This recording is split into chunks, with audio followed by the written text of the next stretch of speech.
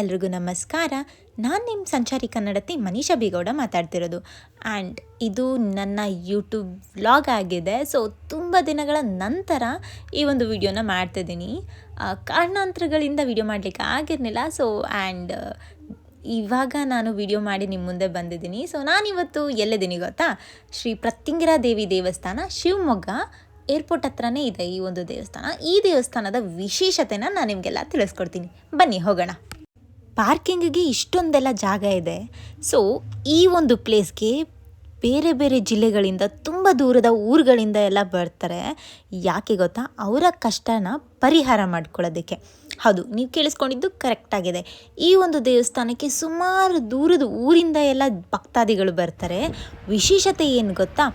ಯಾರೆಲ್ಲ ಸೋತು ನೊಂದಿರ್ತಾರೆ, ಅವ್ರಿಗೆ ಹುಷಾರಿರಲ್ಲ, ಹಲವಾರು ಕಡೆ ಹಾಸ್ಪಿಟಲಿಗೆ ತೋರಿಸಿರ್ತಾರೆ, ಬಟ್ ಡಾಕ್ಟರ್ಸು ಆಗಲ್ಲ ಅಂತ ಹೇಳಿರ್ತಾರೆ. ಯಾವುದೇ ರೀತಿ ಮೆಡಿಸಿನ್ಸ್ ತೊಗೊಂಡ್ರೆ ಅವ್ರಿಗೆ ವರ್ಕ್ ಆಗ್ತಿರಲ್ಲ ಬಾಡಿಗೆ. ಆ್ಯಂಡ್ ಕೆಲವೊಂದು ಸತಿ ಡಾಕ್ಟರು ಹೇಳ್ತಾರೆ ಮಿಕ್ಕಿದ್ದೆಲ್ಲ ದೇವ್ರಿಗೆ ಬಿಟ್ಟಿದ್ದು ಅಂತ ಹೇಳಿ. ಆ ಒಂದು ಸಿಚುವೇಶನ್ ಆಗಿರ್ಬೋದು, ಅಥವಾ ನಿಮ್ಗೆ ಯಾರಾದರೂ ಮಾಟ ಮಂತ್ರ ವಾಮಾಚಾರ ಇತ್ಯಾದಿಗಳನ್ನ ಮಾಡಿದ್ದಾರೆ ಅಂತ ನಿಮಗೆ ಗೊತ್ತಾಯಿತು ಅಂತಂದರೆ ನೀವು ಈ ಸ್ಥಳಕ್ಕೆ ಬರ್ಬೋದು. ಆ್ಯಂಡ್ ಮತ್ತು ನಿಮ್ಗಾಗದೇ ಇರೋರು ಶತ್ರುಗಳು ಯಾರಾದರೂ ಇದ್ದಾರೆ, ಸೊ ನಿಮಗೆ ಬರೀ ಕೆಟ್ಟದನ್ನೇ ಬಯಸ್ತಿದ್ದಾರೆ ಅಂತಂದರೆ ನೀವು ಇಲ್ಲಿಗೆ ಬರ್ಬೋದು. ಸೊ ನಿಮಗೆ ಎಲ್ಲ ರೀತಿ ಪ್ರಾಬ್ಲಮ್ಸ್ಗೂ ಇಲ್ಲಿ ಬಂದರೆ ನಿಮಗೆ ಸಲ್ಯೂಷನ್ ಅಂತಲೇ ಹೇಳ್ಬೋದು. ಹಾಗೆ ಸೊ ಕೋರ್ಟಲ್ಲಿ ಕೇಸ್ ಇರುತ್ತೆ. ಆ್ಯಂಡ್ ಈ ರೀತಿ ಹಲವಾರು ಪ್ರಾಬ್ಲಮ್ಗಳಿಗೆ ಇಲ್ಲಿ ನಿಮಗೆ ಸಲ್ಯೂಷನ್ ಸಿಕ್ಕೇ ಸಿಗುತ್ತೆ. ಸೊ ಅದೆಷ್ಟು ಹೇಳ್ತಾ ನೋಡಿ, ಇದೆಲ್ಲ ಅಲ್ಲಿರುವಂತಹ ದೇವರುಗಳು. ಈ ಒಂದು ಪರ್ಟಿಕ್ಯುಲರ್ ಪ್ಲೇಸಲ್ಲಿ ಆ್ಯಕ್ಚುಲಿ ಮೆಣಸಿನ್ಕಾಯಿ ಹೋಮ ಮಾಡ್ತಾರೆ ಪ್ರತಿ ಅಮಾವಾಸ್ಯೆಗೆ, ಹಾಗೆ ಹುಣ್ಣಿಮೆಗೆ.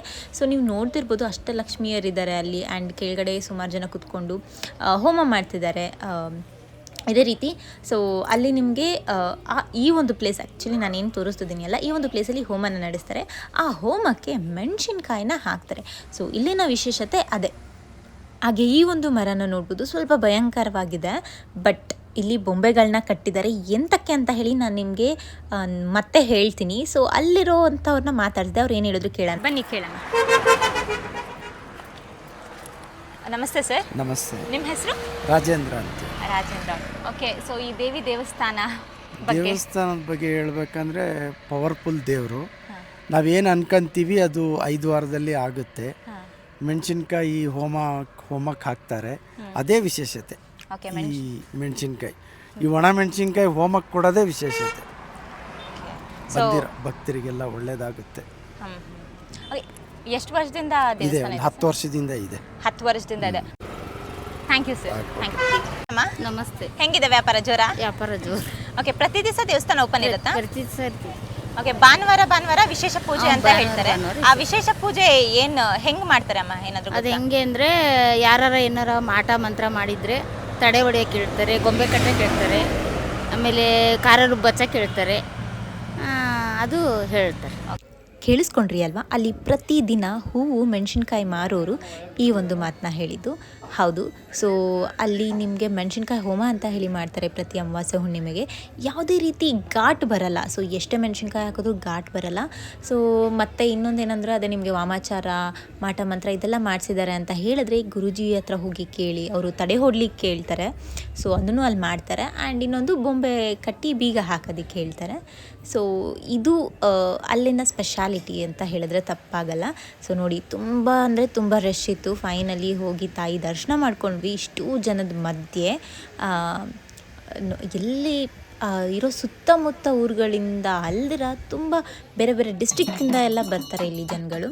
ಸೊ ತಾಯಿ ಪೂಜೆ ಮುಗಿಸಿ ಗುರುಜಿ ಅವರು, ಸೊ ಇಲ್ಲಿ ನೋಡಿ ಮುಂದೆ ಒಂದು ಕಲ್ಲಿನ ವಿಗ್ರಹ ಇದೆ, ಅದಕ್ಕೆ ಅಭಿಷೇಕ ಮಾಡಿ, ಸೊ ನೀರಿಂದ ಅಭಿಷೇಕ ಮಾಡ್ತಾರೆ, ಹಾಲಿಂದ ಅಭಿಷೇಕ ಮಾಡ್ತಾರೆ. ಅದಷ್ಟು ಆದಮೇಲೆ ಅರಶಿನ ಕುಂಕುಮದಿಂದ ನೀಟಾಗಿ ಅಲಂಕಾರ ಮಾಡ್ತಾರೆ. ಸೊ ನೀವು ನೋಡ್ಬೋದು ಗುರುಜಿಯವರು ನೀಟಾಗಿ ಅದನ್ನು ಅರಶಿನ ಕುಂಕುಮದಿಂದ ಅಲಂಕಾರ ಮಾಡ್ತಿದ್ದಾರೆ. ಎಂತಕ್ಕೆ ಅಂತಂದರೆ, ಸೊ ಇದಾದ ನಂತರ ದೇವಿನ ಉತ್ಸವಕ್ಕೆ ಹೊಂದಿಸ್ತಾರೆ. ಸೊ ಅದಾದ ನಂತರ ಪೂಜೆ ಎಲ್ಲ ಕಂಪ್ಲೀಟಾಗಿ ಮುಗಿದ್ಮೇಲೆ ಈ ಒಂದು ಶಿಲೆಗೆ, ಅಂದರೆ ಈ ಒಂದು ಪರ್ಟಿಕ್ಯುಲರ್ ಏನಿದೆ ದೇವಿಗೆ, ಆ ದೇವಿಗೆ ರುಬ್ಬಿರೋ ಅಂತಹ ಮೆಣಸಿನ್ಕಾಯಿನ ಹಚ್ತಾರೆ. ಸೊ ಅದನ್ನು ನೋಡಿರಂತೆ ಮುಂದಿನ ವಿಡಿಯೋದಲ್ಲಿ ನೋಡ್ತೀರಾ ನೀವು. ಸೊ ಈ ಒಂದು ಪದ್ಧತಿ ಪ್ರತಿ ಭಾನುವಾರ ಇರುತ್ತೆ. ಸೊ ನಿಮಗೆ ಕಷ್ಟ ಇದೆ ಅಂತ ಹೇಳಿದ್ರೆ ಹೋಗಿ 5 ಭಾನುವಾರ ಸೊ ಗುರೂಜಿ ಹೇಳೋ ಅಂಥದ್ದನ್ನು ನೀವು ಮಾಡಿದ್ರೆ ಪರ್ಟಿಕ್ಯುಲರಾಗಿ ಸೊ ನಿಮಗೆ ಇರುವಂಥ ಕಷ್ಟ ಎಲ್ಲ ಪರಿಹಾರ ಆಗುತ್ತೆ. 90% ಜನ ಭಕ್ತಾದಿಗಳು ಕೂಡ ಬಹಳ ಸಮಸ್ಯೆಗಳನ್ನ ಕಷ್ಟಗಳನ್ನ ಅನುಭವಿಸಿ ಅದು ಪರಿಹಾರವಾಗದೇ ಇದ್ದಾಗ ಮಾತ್ರ ಇಲ್ಲಿ ಬರ್ತಾರೆ. ಮೊದಲನೇದಾಗಿ ಮೆಣಸಿನಕಾಯಿ ಉದ್ಯೋಗ ಪೂಜೆ, ಮತ್ತೆ ಬೀಗ ಬೊಂಬೆ ಹೊಡೆಯುವಂಥದ್ದು. ಇದು ಕರ್ನಾಟಕ ರಾಜ್ಯದಲ್ಲಿ, ಭಾರತ ದೇಶದಲ್ಲಿ ಬೇರೆ ಯಾವುದೇ ದೇವಸ್ಥಾನಗಳಲ್ಲಿ ನೀವು ನೋಡಕ್ಕೆ ಅಸಾಧ್ಯವಾಗಿರುವಂಥದ್ದು ಈ ಬೀಗ ಬೊಂಬೆ ಹೊಡೆಯೋದು ಮತ್ತೆ ಮೆಣಸಿನಕಾಯಿ ಉದ್ಯೋಗ. ನಿಮಗೆ ಮೋಸ ಆಗಿದೆ, ವಂಚನೆ ಆಗಿದೆ, ತೊಂದರೆಯಾಗಿದೆ, ತಾಪತ್ರಯಗಳಾಗಿದೆ, ಇಲ್ಲ ಮಾಂತ್ರಿಕ ಪ್ರಯೋಗವಾಗಿದೆ, ನಿಮ್ಮ ಮೇಲೆ ವಾಮಾಚಾರವು ಕೆಟ್ಟದ್ದು, ಮೂರ್ದಲ್ಲಿ ದಾಟಿರೋದು, ಕೂರ್ದಲ್ಲಿ ಮಾಟ ಮಾಡಿಸಿರೋದು, ಉಗುರಲ್ಲಿ ಮಾಟ ಮಾಡಿರೋದು, ಬಟ್ಟೆಯಲ್ಲಿ ಮಾಡಿಸಿರೋದು, ಕಾಲದಲ್ಲಿ ಮಣ್ಣಲ್ಲಿ ಮಾಟ ಮಾಡಿಸಿರೋದು, ಹೊಟ್ಟೆಗೆ ಮದ್ದು ಹಾಕೋದು, ಇದೆಲ್ಲ ಮಾಂತ್ರಿಕ ಪ್ರಯೋಗವಾಗಿದೆ, ವಾಮಾಚಾರ ಆಗಿದೆ. ಮನೆ ದೇವರಿಗೆ ಬಾಯ್ಕೆಟ್ ಮಾಡಿದ್ದಾರೆ. ಇದಕ್ಕೆಲ್ಲ ಅಮಾವಾಸ್ಯೆ ಮತ್ತು ಪೌರ್ಣಮಿಯಲ್ಲಿ ನಡೆಯುವಂತ ಪ್ರತ್ಯಂಗರಾದೇವಿ ಮೆಣಸಿನಕಾಯಿ ಮಹಾಯಾಗ. ಕರ್ನಾಟಕ ರಾಜ್ಯದಲ್ಲಿ, ಭಾರತ ದೇಶದಲ್ಲಿ ಬೇರೆ ಯಾವುದೇ ದೇವಸ್ಥಾನಗಳಲ್ಲಿ ನೀವು ನೋಡಕ್ಕೆ ಅಸಾಧ್ಯವಾಗಿರುವಂಥದ್ದು ಮೆಣಸಿನಕಾಯಿ ಮಹಾಯಾಗ. ಮತ್ತೆ ಮೆಣಸಿನಕಾಯಿ ರುಬ್ಬಿ ದೇವಿಗೆ ಹಚ್ಚೋದು. ಮೆಣಸಿನಕಾಯಿನ ರುಬ್ಬಿ ದೇವರಿಗೆ ಹಚ್ಚೋದು ಒಂದು ಸಾಧಾರಣವಾಗಿರೋ ಮಾತಲ್ಲ, ಬಹಳ ಉಗ್ರವಾಗಿರುವಂತ ಪೂಜೆ. ಯಾವ ದೇವರಿಗೂ ಮೆಣಸಿನಕಾಯಿ ಹಚ್ಚಲ್ಲ. ಎಂತ ಉಗ್ರ ದೇವರಾಗಿರಲಿ, ಅದು ಪೂಜೆ ಮಾಡ್ತಾರೆ, ಪುರಸ್ಕಾರ ಮಾಡ್ತಾರೆ, ಇಲ್ಲ ಅದು ಪ್ರಾಣಿ ಬಲಿ ಕೊಡ್ತಾರೆ. ಮೆಣಸಿನಕಾಯಿ ಪೂಜೆ ಪ್ರತ್ಯಂಗರಾದೇವಿಗೆ ಮಾತ್ರ. ಸೊ ಇದೇ ನೋಡಿ, ಪ್ರತಿ ಅಮಾವಾಸ್ಯೆಗೆ ಹಾಗೂ ಹುಣ್ಣಿಮೆಗೆ ಮಾಡುವಂಥದ್ದು. ಸುತ್ತು ತುಂಬ ಜನ ಕೂತಿದ್ದಾರೆ, ಬಟ್ ಆದರೆ ಯಾವುದೇ ರೀತಿ ಘಾಟು ಕೆಮ್ಮು ಎಂತ ಸಹ ಬರ್ತಿಲ್ಲ. ಸೊ ಇದೇ ಇಲ್ಲಿನ ವಿಶೇಷತೆ. ಸೊ ತಾಯಿನ ನಂಬಿ ಹೋದರೆ ಸೊ ನಿಮಗೆ ಖಂಡಿತವಾಗ್ಲೂ ಪರಿಹಾರ ಸಿಕ್ಕೇ ಸಿಗತ್ತೆ. ಹಾಗೆ ನೋಡಿದ್ರಿ ಅಲ್ಲ, ಗುರೂಜಿಯವರು ಎಲ್ರಿಗೂ ಹೇಳ್ತಿದ್ರು. ಸೊ ಪೂಜೆ ಎಲ್ಲ ಆದ ನಂತರ ಆ ರೀತಿ ಎಲ್ಲರಿಗೂ ಹೇಳ್ತಾರೆ ತಾಯಿ ವಿಶೇಷತೆನ. ಅದಾದಮೇಲೆ ಈ ತಾಯಿನ ಉತ್ಸವಕ್ಕೆ ಹೊಂದಿಸ್ತಾರೆ. ಸೊ ಇದೆಲ್ಲ ಉತ್ಸವ ಮುಗಿಸಾದ್ಮೇಲೆ ಮೆಣಸಿನ್ಕಾಯಿ ರುಬ್ಬಿರ್ತಾರಲ್ಲ ಅದನ್ನು ತಾಯಿಗೆ ಹಚ್ತಾರೆ. ನೋಡಿ ಹೇಗಿತ್ತು, ಏನೇನೆಲ್ಲ ಮಾಡಿದ್ವಿ ಅಂತ ನೋಡಿ.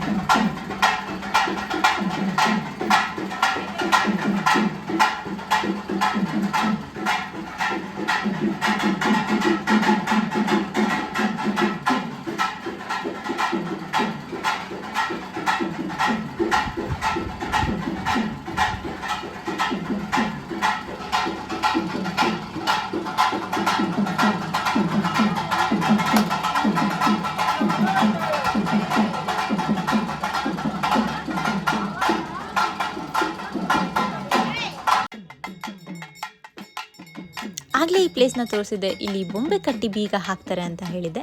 ಸೊ ಗುರೂಜಿಯವರು ಆಲ್ರೆಡಿ ಹೇಳಿದರು ನಿಮಗೆ ಯಾವ ಒಂದು ಕಾರಣಕ್ಕೆ ಅಂತ ಹೇಳಿ. ಸೊ ಎಸ್, ನಿಮಗೇನೆ ಪ್ರಾಬ್ಲಮ್ ಇತ್ತು ಅಂತಂದರೆ ಇಲ್ಲಿ ನೀವು ಬೊಂಬೆ ಕಟ್ಟಿ ಬೀಗ ಹಾಕ್ಬೋದು. ಸೊ ನೋಡೋಕೆ ಒಂದು ಸ್ವಲ್ಪ ಭಯ ಅನಿಸುತ್ತೆ, ಬಿಕಾಸ್ ಬೊಂಬೆಗಳೆಲ್ಲ ಕಟ್ಟಿದ್ದಾರೆ, ಆತ್ಮಗಳೇನಾದರೂ ಇರುತ್ತಾ ಆ ರೀತಿ ಎಲ್ಲ ಕ್ವೆಶನ್ಸ್ ತಲೆಗೆ ಬರುತ್ತೆ. ಏಕೆಂದರೆ ನನಗೂ ತಲೆಗೆ ಬಂತು, ಬಟ್ ಆ ರೀತಿ ಯಾವುದೂ ಇರಲಿಲ್ಲ. ಸೊ ತಾಯಿನೂ ಸಹ ಅಲ್ಲಿ ಕರ್ಕೊಬಂದು ಅಲ್ಲೊಂದು ಸತಿ ಪೂಜೆ ಮಾಡಿಸಿ ಆ್ಯಂಡ್ ಅಲ್ಲಿರುವಂಥ ದೇವಿಗೆ ಹಾರ ಹಾಕಿ ಅಲ್ಲಿ ಪೂಜೆ ಮಾಡಿ ನೆಕ್ಸ್ಟ್ ಕರ್ಕೊಂಡು ಹೋಗ್ತಾರೆ. ಇದು ವಿಶೇಷ.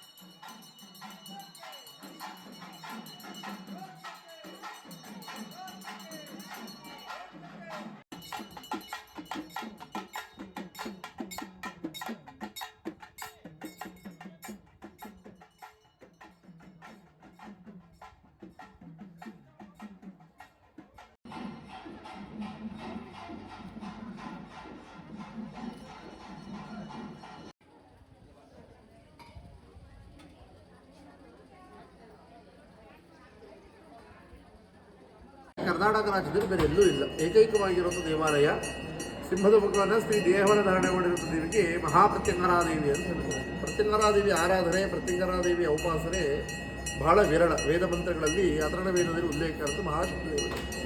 ಈ ದೇವಿ ಆರಾಧನೆ, ಪೂಜೆ ಶತ್ರು ಸಂಹಾರ. ಒಂದೊಂದು ದೇವತೆಗಳು ಆರಾಧನೆ ಒಂದೊಂದು ರೀತಿ ಹೇಳಿದ್ದಾರೆ. ಮಹಾಲಕ್ಷ್ಮಿಯನ್ನು ಧನಾಕರ್ಷಣೆಗೆ, ಶಾರದೆಯನ್ನು ವಿದ್ಯಾಕರ್ಷಣೆಗೆ, ಈ ಥರ ಒಂದೊಂದು ದೇವತೆ ವಿಘ್ನಗಳ ನಿವಾರಣೆ ವಿನಾಯಕನಿಗೆ ಹೇಳಿದ್ದಾರೆ. ಆದರೆ ಪ್ರತ್ಯಂಗರಾದೇವಿಯನ್ನು ಶತ್ರುನಾಶಕ್ಕೆ, ಶತ್ರು ಸಂಹಾರಕ್ಕೆ, ನಮ್ಮ ಮೇಲೆ ಯಾರೋ ಕೆಡಕ ಮಾಡಿದರೆ, ತೊಂದರೆ ಮಾಡಿದರೆ, ತಾಪತ್ರೆ ಮಾಡಿದರೆ, ಮಾಟಮಂತ್ರ ಮಾಡಿಸಿದರೆ, ಮಾಂತ್ರಿಕ ಪರಿಹಾರಕ್ಕೆ ಪ್ರತ್ಯಂಗರಾದೇವಿ ಮಾತ್ರ ಪರಿಹಾರ ಅಂತ ಹೇಳಿದ್ದಾರೆ. ಪ್ರತ್ಯಂಗರಾದೇವಿಯ ಹೋಮ ಮತ್ತು ಪ್ರತ್ಯಂಗರಾದೇವಿಯ ಉಪಾಸನೆ, ಮೆಣಸಿನಕಾಯಿ ಹೋಮ ಅಷ್ಟು ಸರ್ವಶ್ರೇಷ್ಠ ಅಂತ. ಆ ಕಾಲದಲ್ಲಿ ಶ್ರೀರಾಮ ಮಾಡಿದ್ದು, ಧರ್ಮರಾಯರು ಮಾಡಿದ್ದು, ಪಂಚಪಾಂಡವರು ಮಾಡಿದ್ದು, ವಿಶ್ವಾಮಿತ್ರ ಮಹರ್ಷಿಗಳು ಮಾಡಿದಂಥ ಮಹಾಯಾಗ ಇವತ್ತಿಗೂ ಈ ಕಲಿಯುಗದಲ್ಲಿ ನಡೀತಾ ಇದೆ. ಅಂದರೆ ಶಿವಮೊಗ್ಗ ಪ್ರತ್ಯಂಗರಾದೇವಿ ಸನ್ನಿಧಾನ ಮಾಡ್ತಾರೆ. ಮೂಟೆಗಟ್ಟಲೆ ಕ್ವಿಂಟಾಲ್ಗಟ್ಟಲೆ ಮೆಣಸಿನಕಾಯಿ ಹಾಕಿದ್ರು ಖಾರ ಹೋಗಿ ಕೆಂಪು ಎಲ್ಲೂ ಬರಲ್ಲ. ಇದು ಪ್ರತ್ಯಂಗರಾದೇವಿ ಕ್ಷೇತ್ರಕ್ಕೆ ಮಾತ್ರ. ಮತ್ತು ಈ ದೇವಿಯ ರೂಪ ಮತ್ತು ಬಹಳ ವಿಶೇಷ. ಮತ್ತು ಮೆಣಸಿನಕಾಯಿ ರುಬ್ಬಿ ಹಚ್ಚೋದು.